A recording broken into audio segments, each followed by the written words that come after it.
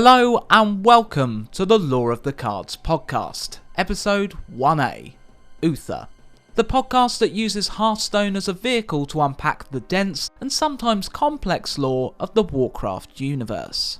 As this is episode 1, I'll take this opportunity to explain the structure of the podcast. The majority of each episode will be spent unearthing the lore behind a specific hero, card, or even adventure. We'll finish up with a short trip to the Warcraft bestiary, crocolisk's, boars and harpies, oh my. Overall, I foresee episodes ranging from 10 to 30 minutes. For those of you in the know, you'll be aware this used to be a YouTube series. This podcast looks to deliver in-depth lore without the unnecessary waffle of the previous video series. Plus, turnaround should be quicker as editing is less of an issue. To start, we'll be working our way through the Hearthstone heroes, beginning with the Lightbringer and default paladin hero, Uther. Uther's story begins during the first war between orcs and humans. This event is so key in Warcraft history that the passage of time is often marked around this war. Anything that takes place after this war is marked by the letters ADP and before BDP. These acronyms stand for After and Before Dark Portal.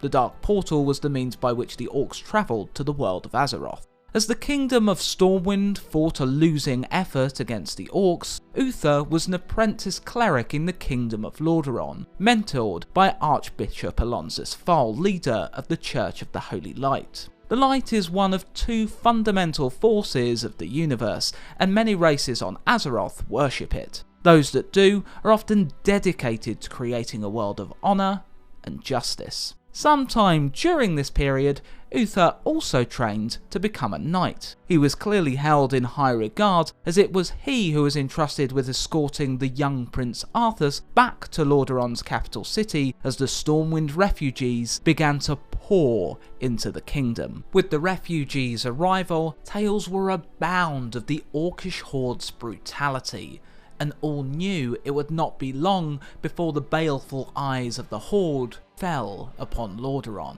Anduin Lothar, the commander of the Stormwind refugees, sought an audience with Lordaeron's king, Terenas Menethil II. Lothar urged Terenas to call a meeting of the human nations, as without unity, the horde would pick them off one by one.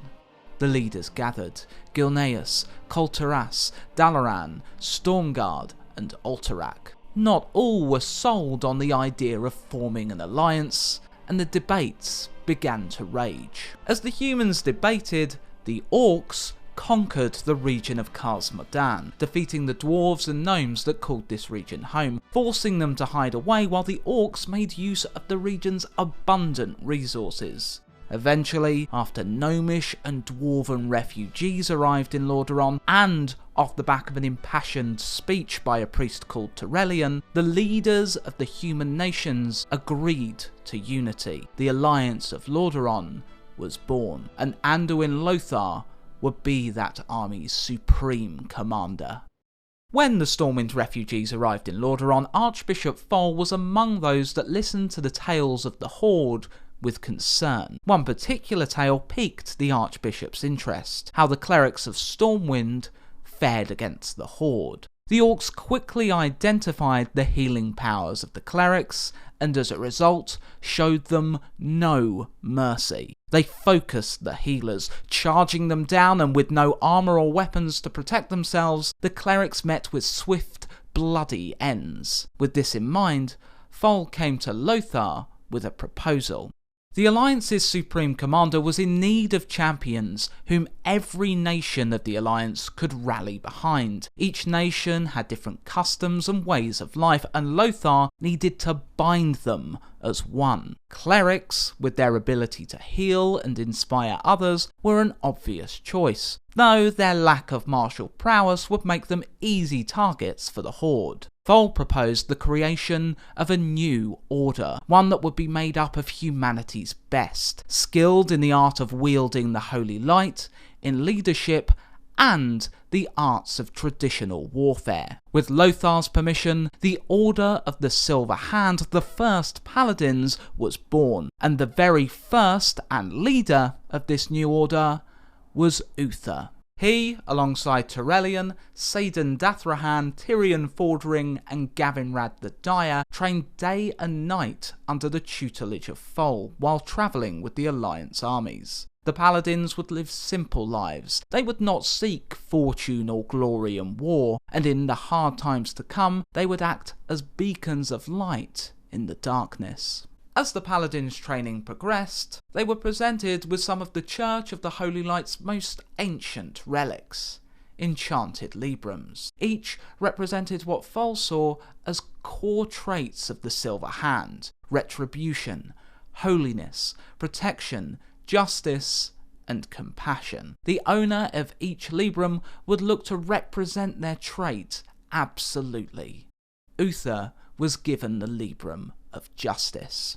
Lothar would frequently check on the progress of the Paladins and was extremely pleased with their development. He would come to name Uther and Turelion as his lieutenants. By 6 ADP, the Paladins were ready and the Alliance had expanded. Dwarves, gnomes and elves joined the humans just in time to meet the Horde in the first battle of the Second War in the region of the Hillsbrad foothills. The Horde aimed to cut through the foothills, making a beeline to conquer Lordaeron's capital. This was the first time many had seen the brutish orcs, and they quaked with fear as the seemingly unstoppable host drew ever closer.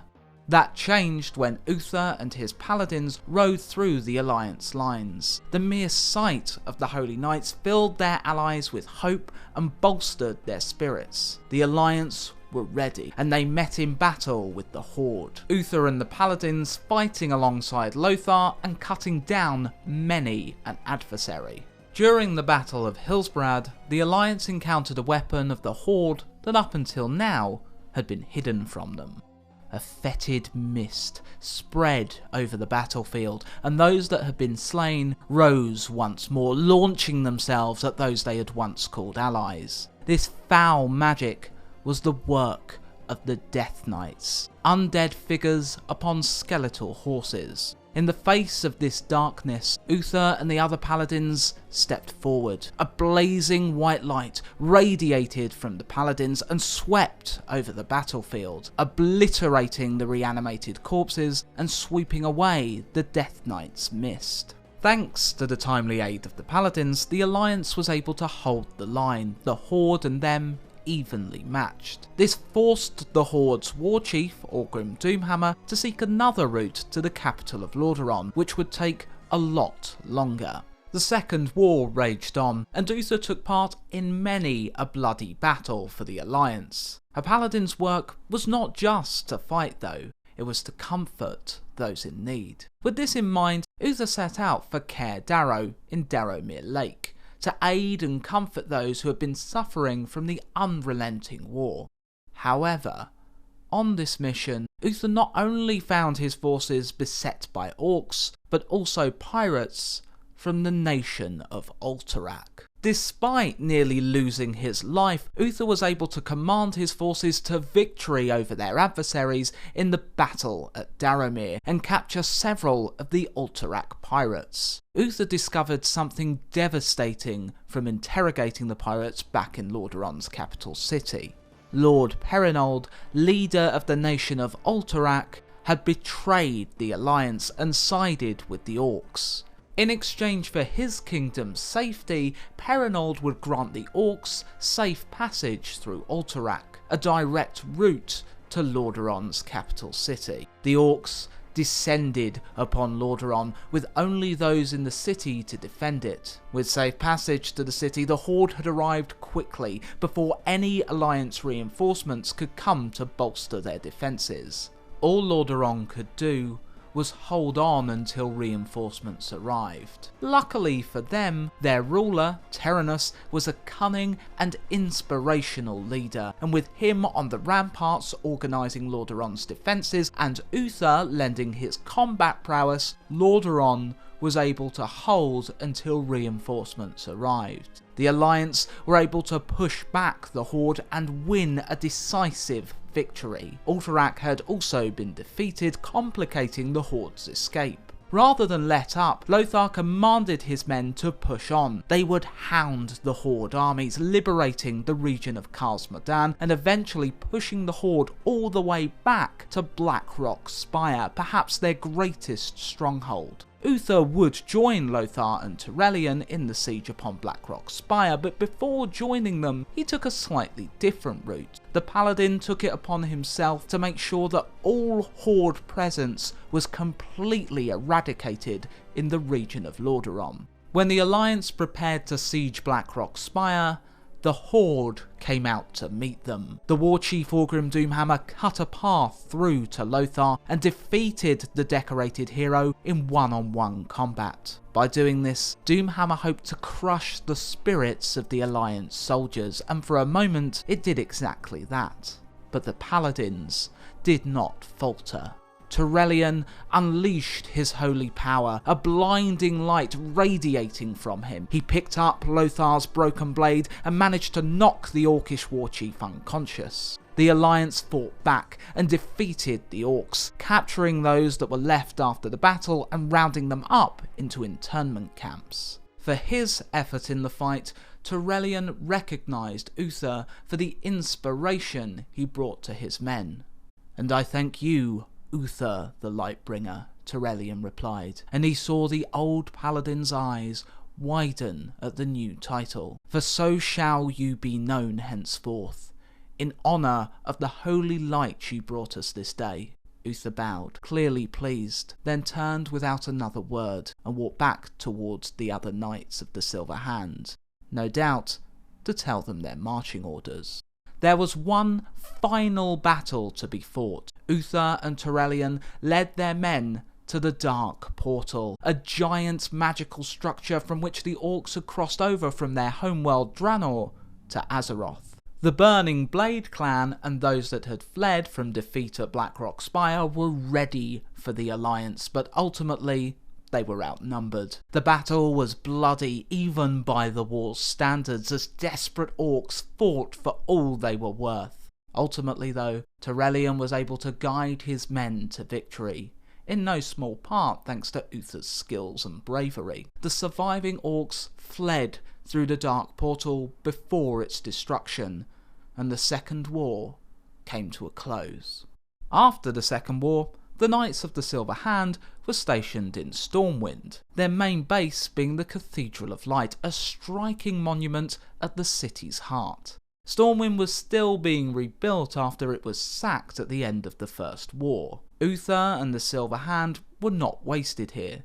They tended to the sick and injured, gave assistance to orphans and the elderly, and, even on occasions, helped deliver children. This was a far cry from the glorious battles they had taken part in, but this work was necessary to lift the spirits of a populace who still felt the devastating effects of war. The Dark Portal would reopen, the Orcs would resurface for a brief period, and as a result, Turelion would lead a force to defeat the Orcs on their home world. Turelion succeeded in sealing the Dark Portal again, but as a result became stuck on a world that had been torn apart by the reckless use of dark magics. Uther remained upon Azeroth and would return to serve King Terenas. He remained a stalwart and ever-vigilant protector of the Alliance. Uther also mentored and trained further paladins to join the ranks of the Silver Hand, and he served as a shining example for all knights and clerics of the land. Uther maintained peace, helping settle disputes and suppressing uprisings and civil unrest throughout the realm. Uther was extremely close to the royal family of Lordaeron. Both Terenas and himself had a deep appreciation for the light. Uther would regularly pray to the light alongside the royal family in prayer sessions. Terenas entrusted Uther to train his son Arthas from a very young age to become a paladin. As a result, Uther grew even closer to the royal family, the paladin coming to view the young prince as an adopted nephew, feelings that were mutual between the two. Uther sought to help the young prince to become worthy of his father's crown. It was for this reason that a now aging Uther did not retire and continued his work as a paladin, not taking his long overdue retirement. When Arthas reached the age of 9, his training regime became intense. He trained in combat with the dwarf Muradin Bronzebeard. The prince rose each day before dawn, and after a simple breakfast of bread and cheese he would ride and hike with Muradin until winded. When the prince returned home, he would sit lessons in maths, history and calligraphy. After a midday meal, the prince spent his entire afternoons with Uther in the chapel. Together the two prayed, meditated and discussed the nature of paladins and the rigorous disciplines they must observe. Arthas would go to bed utterly exhausted and enjoy a dreamless sleep, before rising and beginning this all over again. As well as training Arthas, Uther would occasionally be called to travel with Terenas on diplomatic missions during this time. At the age of 19, Arthas was ready to be inducted into the Order of the Silver Hand, a day of immense pride for Uther. Despite the intense training Arthas had endured up until this point, he confessed to Uther that he did not feel worthy of the honour about to be bestowed upon him. Uther's response shocked Arthas somewhat, as the Lightbringer had always been a steadfast servant of the light. "Lad, no one feels ready. No one feels he deserves it, and you know why? Because no one does. It's grace, pure and simple. We are inherently unworthy simply because we are human, and all human beings, aye, and elves and dwarves and all other races, are flawed. But the light loves us anyway. It loves us for what we sometimes can rise to in rare moments. It loves us for what we can do to help others. And it loves us because we can help it share its message by striving daily to be worthy, even though we understand that we can't ever truly become so." Uther took part in the ceremony of Arthas' induction. He adorned the prince with large ceremonial shoulder plates. Despite the Lightbringer being a paragon of control, Arthas knew him so well that he could detect just how proud of him he was. Uther's eyes were bright with unshed tears, and when he spoke to the assembly, his voice was powerful. But Arthas could detect the slight tremble of emotion. The ceremony finished with the paladins and clerics present raising their right hands in Arthas' direction. The light came down and blessed the young prince.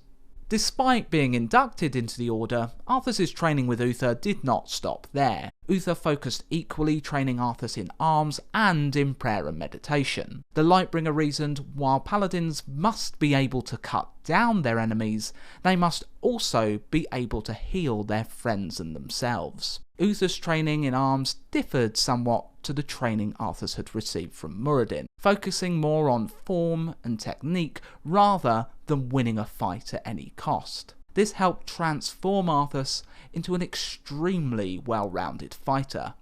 As time passed, it was Arthas that took part in more public functions. Terenas was getting older, so travel had become more taxing, and Uther has increasingly withdrawn into the spiritual aspect of the light.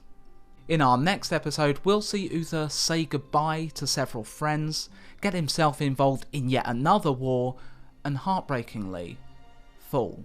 I really hope you enjoyed this podcast. If you did, I'd really appreciate you showing it some love on whatever platform you may be listening on now. Like and subscribe on YouTube, leave a review on iTunes, or follow on Spotify. Anything you can do to support will be hugely appreciated. I did at one point think of giving this up, but comments that still came in from people, even after not releasing a video for months, inspired me to continue, so thank you very much for that. Now, let's take a trip to the bestiary, looking at arguably one of Azeroth's more mundane denizens, boars. They may be mundane, but at least they're referenced in the South Park episode on WoW. Make love, not Warcraft. Though you can't stay in one forest killing boars to hit level 60.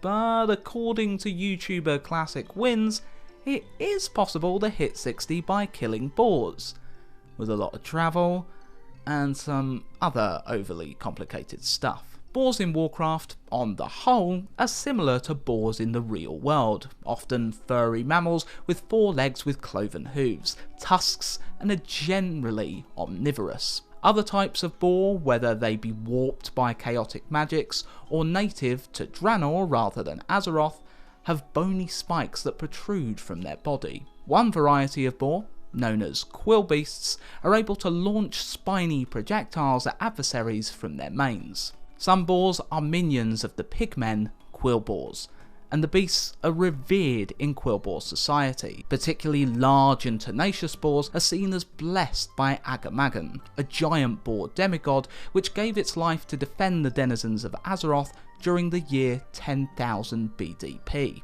In Hearthstone, we can see boars portrayed in the cards Stone Tusk Boar, Dusk Boar, Boar, a token created by the Razorfen Hunter, a Boar created by Polymorph Boar, and of course the mightiest of all boars, Huffer.